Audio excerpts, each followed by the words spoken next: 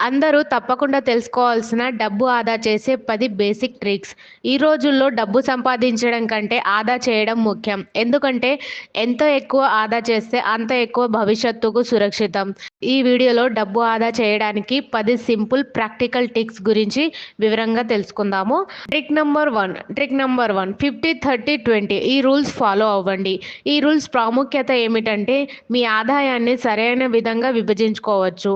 మీ ఆదాయంలో మీ శాలరీలో 50% అవసరాలకు, rent, food, bills ఇలాంటి వాటికి, 30% వ్యక్తిగత ఖర్చులకు, షాపింగ్, ఎంటర్టైన్మెంట్కి, 20% ఆదా చేసుకోవచ్చు ఎమర్జెన్సీ ఇన్వెస్ట్మెంట్కి. అదేవిధంగా ఇలా ప్లాన్ చేసుకుంటే డబ్బు వృధా కాకుండా అవసరానికి సేవ్ చేసుకోవచ్చు. ట్రిక్ నంబర్ 2 అన్నెసెసరీ ఖర్చులు తగ్గించడం. ఎక్కువ మంది చిన్న చిన్న ఖర్చుల వల్ల పెద్ద మొత్తాన్ని కోల్పోతారు. ఉదాహరణకు ప్రతిరోజు కాఫీ, టిఫిన్స్కు రోజుకు 100 ఖర్చు చేస్తే ఒక సంవత్సరానికి 36,500 అవుతుంది. అదేవిధంగా ఇంట్లోనే చేసుకుంటే 50% వరకు సేవ్ చేయొచ్చు.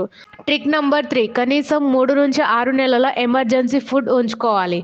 ఏదైనా అప్రమత్త పరిస్థితి అంటే జాబ్ లాస్ కానీ, మెడికల్ ఎమర్జెన్సీ కానీ వచ్చితే మన దగ్గర తక్షణ ఖర్చు చేసేందుకు డబ్బు ఉండాలి. కనీసం 3 నుంచి 6 నెలల శాలరీ సేవ్ చేసి ఉంచుకోవడం ఉత్తమం. ట్రిక్ నంబర్ 4 కష్టపడకుండా సేవింగ్ చేయడం, ఆటో సేవ్ సెటప్ చేయడం.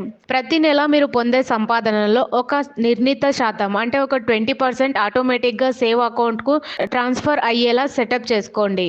ట్రిక్ నంబర్ 5 అవసరం లేని సబ్స్క్రిప్షన్లు క్యాన్సిల్ చేయాలి. బ్యాంక్ స్టేట్మెంట్ చెక్ చేసి అనవసరం ఖర్చులను తగ్గించుకోవచ్చు. Trick number 6 cash back discount యాప్ను ఉపయోగించండి.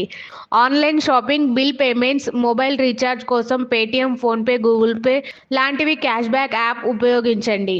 షాపింగ్ చేసేటప్పుడు డిస్కౌంట్ కూపన్స్, ఆఫర్స్ వెతకండి.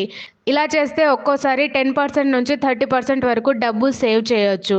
ట్రిక్ నంబర్ 7 భవిష్యత్తు కోసం పెట్టుబడి పెట్టండి. డబ్బు కేవలం సేవ్ చేయడం సరిపోదు, దాన్ని పెట్టుబడి పెట్టి పెంచుకోవాలి. ఎఫ్డి, ఆర్డి అంటే fixed deposit, recurring deposit, mutual funds, stock, gold investment, real estate అవకాశం ఉంటే.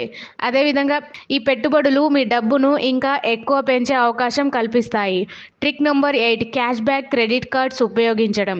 మీకు రైటుగా ఉన్న క్యాష్ బ్యాక్ క్రెడిట్ కార్డ్ ఉపయోగిస్తే బిల్ పేమెంట్స్, ఫ్యూల్, షాపింగ్ లాంటి ఖర్చులు క్యాష్ బ్యాక్ పొందవచ్చు. కానీ క్రెడిట్ కార్డును జాగ్రత్తగా ఉపయోగించాలి. లేని పక్షంలో ఎక్కువ వడ్డీ కట్టాల్సి వస్తుంది. ట్రిక్ నంబర్ 9 బల్క్ షాపింగ్ చేయడం, హోల్సేల్ రేట్లు.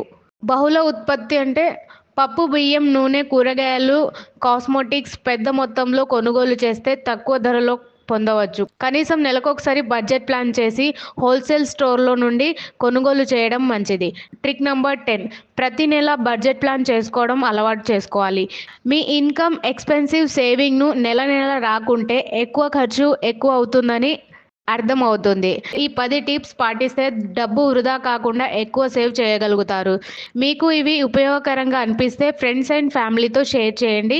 ఇంకా ఇలాంటి మంచి మనీ మేనేజ్మెంట్ టిప్స్ కావాలంటే కమెంట్ చేయండి. మీరు ఏ టిప్స్ ఎక్కువ ఫాలో అవుతున్నారో కమెంట్ చేయండి. వీడియో నచ్చితే లైక్ చేయండి అండ్ మరిన్ని వీడియోల కోసం మన ఛానల్ని సబ్స్క్రైబ్ చేసుకోండి. Thank you for watching.